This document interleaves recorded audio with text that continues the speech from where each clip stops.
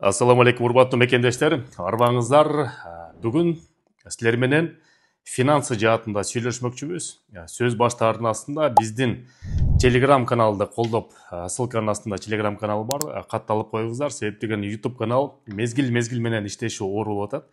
Россия Федерациясында 40%дан 70%га чейин YouTube каналдын иштешин акырындатып койду. Ошон үчүн Телеграмдан биринчи расмий маалыматтарды алып туруласыңар. Ссылканын астында Телеграм каналдын каттамасын жазып коем.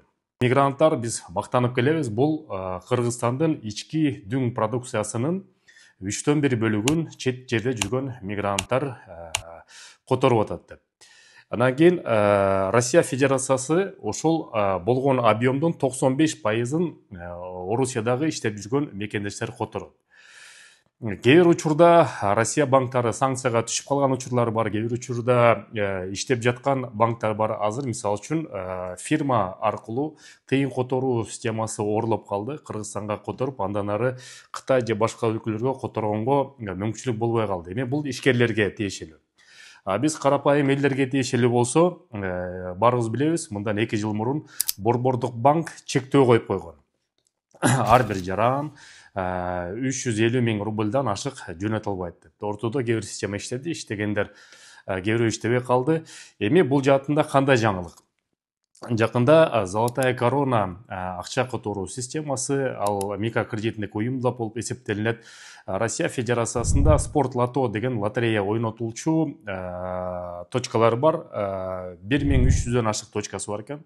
Ошол жерден акчаны накталай түрдө жөнөткөнгө 1 рубльдан деп акция уюштуруп атат. Ошо точкаларына барып бир-эки съемка тартып алып, ошону азыр коюп берейин, андан ары сөздү уланталы. Мекендештер, ондай болуп стол лотодон Москвада 1,5 миңден ашык точкасы бар. Ошо тыйын которсо болот экен Кыргызстанга. Вот. А перевод здесь без процентов, да?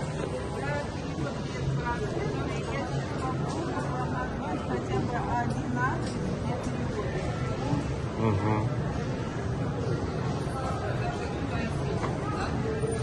А много переводит через точки такие? Их немного по Москве, этих точек.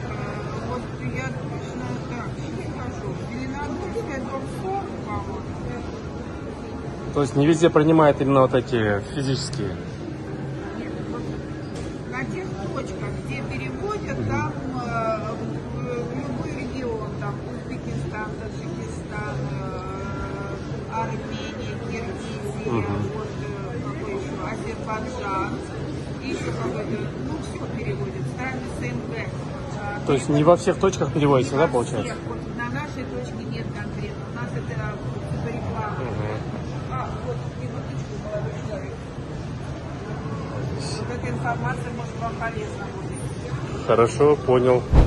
Негизде мурда барыбыз адатка көнгөндөй эле баягы система, акча которуу системалары менен ВКонтакте деген система бар болчу.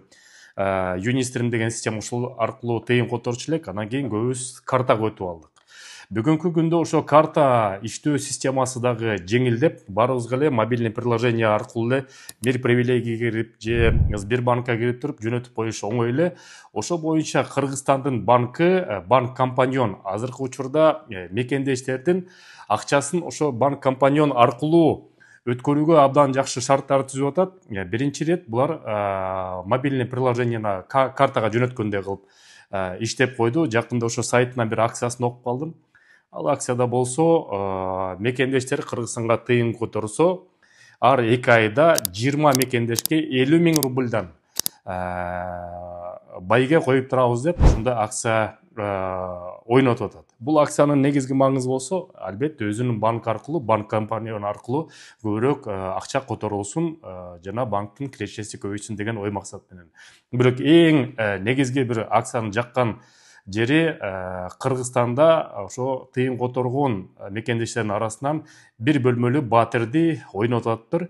Эми ал тууралуу болсо кененирээк айтып кетпесек болбойт. Муну болсо өзүнчө бир выпуск кылып туруп, ошол банк компаньон системасын, акча которуу системасын кандай которот, кандай акцияга катышалат жана кимдер катышалат, ошол боюнча кененирээк маалымат беребиз.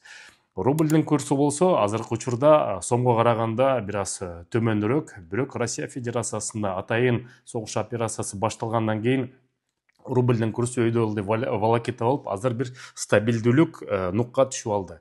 Эң негизгиси рубль үчүн бул стабилдүүлүк. Стабилдүүлүк болгондон кийин постепенно рубльдин курсу дагы көтөрүлөт. Ошондон кийин Кыргызстанга тыйын которуу оңой жана көбүрөөк акча алып турганга мүмкүнчүлүк болот. Сабырдын түбү сары алтын деп коет. Жакшы жаңылыктар болсо бөлүшүп турабыз. Урматтуу мекендештер, силер менен Кыргыз диаспора кеңеши төрагасы мен Кубанычбек Осмонбеков. Көрүшкөнчө.